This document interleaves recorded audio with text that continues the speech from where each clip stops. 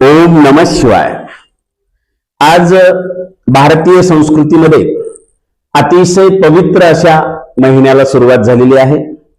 तो महिना म्हणजे श्रावण, ज्या महिन्याची सर्व भारतीय उपखंडामध्ये शिवभक्त दरवर्षी मोठ्या आतुरतेने वाट पाहत असतात आणि आज त्या पवित्र महिन्याची सुरुवात झाल्याची नोंद आहे।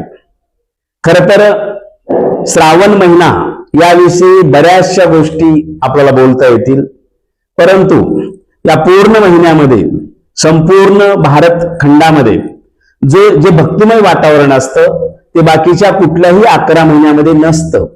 अतिशय सर्वजण अगदी भक्तिभावाने त्या परमशिवाची महादेवाची आराधना करत असतात, ज्या आराधनेच्या माध्यमातून शांती, आरोग्य, समृद्धी, वैभव, ज्ञानप्राप्ती, आध्यात्मिक प्राप्ती या सर्व गोष्टी मिळण्याचा हा महिना आहे। आणि याच महिन्यामध्ये दुसरी एक महत्वाची घटना निसर्गामध्ये घडत असते।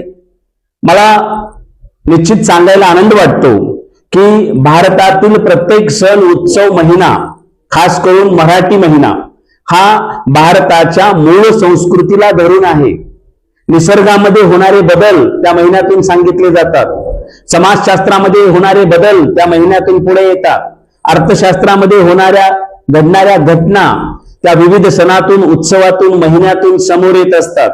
आणि श्रावण महिन्यामध्ये सुद्धा अशीच एक निसर्गामध्ये फार मोठी घटना घडते, ते म्हणजे नैऋत्य मान्सूनचं आगमन भारतामध्ये होतं आणि तोच श्रावण महिना। त्यासाठी सुद्धा या महिन्याला विशेष स्थान आहे, कारण ज्या नैऋत्य मान्सून पासून जो पाऊस पडतो, ज्या पावसामुळे शेतकऱ्यांचं भलं होतं, इथली कृषी अतिशय हिरवीगार होते आणि सुजलाम सुफलाम बनणारी ही भारतीय भूमी पुन्हा एकदा नवसंजीवनी खऱ्या अर्थाने समोर येते।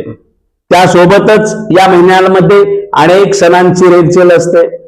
त्यामध्ये नागपंचमी सारखा कृषीला धरून निगडीत असलेला सण पुढे येतो। बहीण भावाचं पवित्र नातं जपणारा रक्षाबंधन हा श्रावणातीलच सण आहे। त्याच्या पुढे आपण जर पाहिलं तर श्रीकृष्ण जयंती आणि त्या समवेतच गोपाळकाला, ज्यामधून जाती अंताची लढाई खऱ्या अर्थाने खेळून हा गोपाळकाला अध्यात्माचा समोर आलेला आहे आणि पोळ्याने त्याची सांगता होते। हा पोळा सुद्धा भारतीय कृषीशी निगडीत असलेला अतिशय महत्वाचा पवित्र असा सण आहे। आणि म्हणून श्रावण महिन्यामध्ये सर्व भारतीयांनी अतिशय सात्विक जेवण केलं पाहिजे, सात्विक विचार केला पाहिजे, कारण याच श्रावणला वेगवेगळ्या राज्यामध्ये वेगवेगळ्या नावाने पुकारल्या जातं। त्यातलं दुसरं एक महत्वाचं नाव म्हणजे श्रावणला श्रवण असं म्हणतात। श्रवण म्हणजे ऐकणे।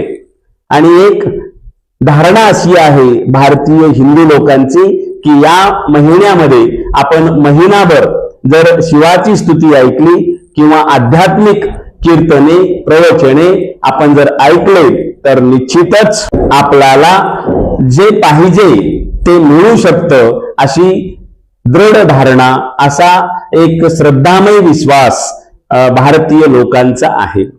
आणि मुळात शिवसंस्कृती ही अत्यंत जुनी संस्कृती आहे। ज्या संस्कृतीला महात्मा बसवण्णांनी पुढे घेऊन गेलं, ज्या संस्कृतीला छत्रपती शिवाजी महाराजांनी स्वराज्यामध्ये हर हर महादेव या गर्जनेमधनं रुजवण्याचा निश्चित प्रयत्न केला आणि अनुभव मंडपातून ओम नमः शिवायचा गजर महात्मा बसवेश्वर आणि बसवादी शरणांनी केला।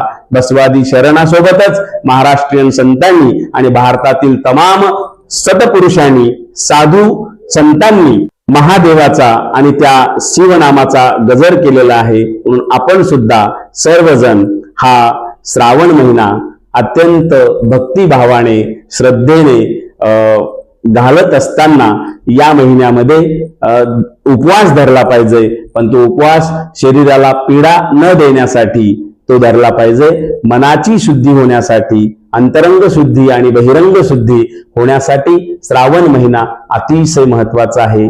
या पवित्र अशा महिन्याच्या सर्व भारतीयांना खूप खूप शुभेच्छा।